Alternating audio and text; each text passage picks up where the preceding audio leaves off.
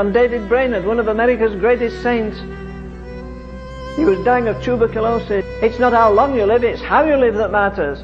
So here he is, racked with consumption. His body weighs about 85 pounds.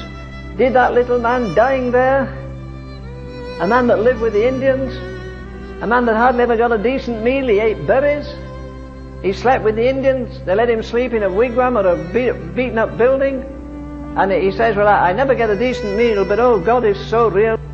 When he coughed, he spit blood in the ground. When he sneezed, he sprayed blood in the ground. This is an American.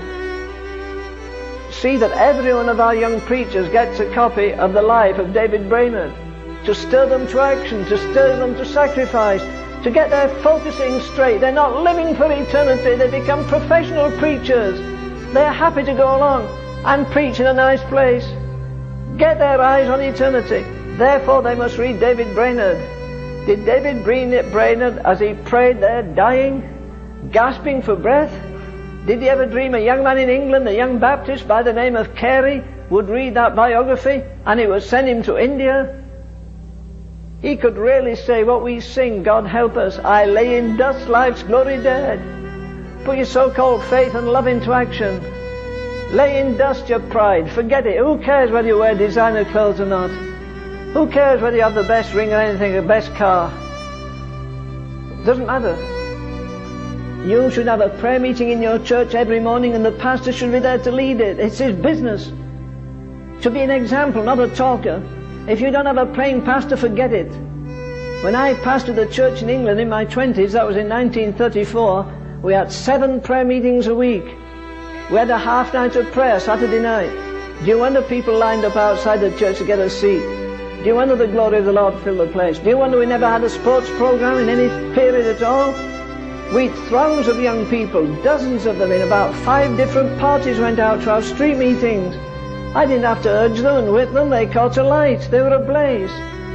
No church is going to have revival with a prayer meeting one morning a week or one night a week.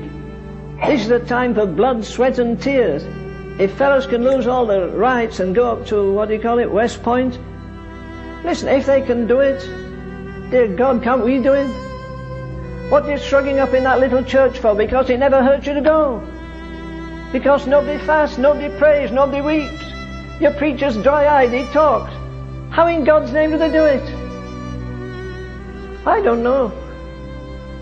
Why do you weep while other people are laughing? Why do you fast while other people are having a whale of a time? It's stupid, it is. Except in the light of eternity it isn't. You see, you have to account for your time. So here you've got 3. You live 24 hours a day. You work 8 hours a day. You sleep 8 hours a day. What do you do with the other 8? Put that into years. You live 60 years. You sleep 20 years. You work 20 years. What do you do with the other 20?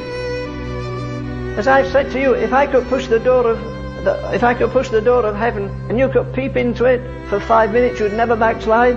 You'd change your lifestyle. You'd change your conversation style. Listen, you and I are supposed to be eternity conscious. How can you go to a fashionable church where nobody weeps? All this has got to end. Can you imagine in eternity? It will not make much difference, friend, 100 years from now.